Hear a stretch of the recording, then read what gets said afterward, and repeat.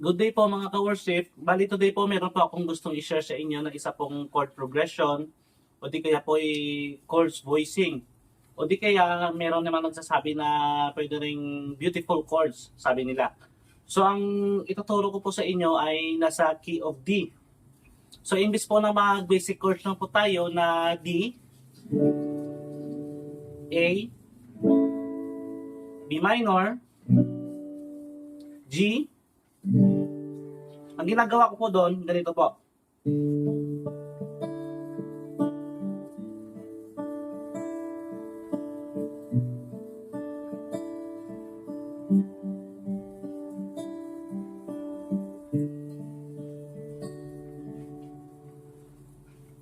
Bale po, ang nangyari po doon, ang ginawa ko po, nag-D chords lang po ako, tapos tinanggal ko lang po yung middle finger ko.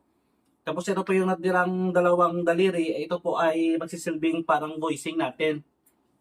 Bali, nag-change chord na lang po ako sa kanyang bass. Parang ganito po, ulit. D, A, B minor, G, D. Oh, di ba mas madali po? Pwede rin pong i-strum yan. Ganito, parang ganito.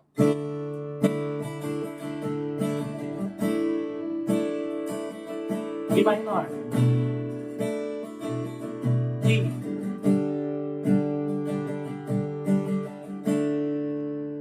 o di ba po, napakadali. Bali po, gagawa pa ako ng example po sa isang worship song. At sana po meron po kayong matutunan.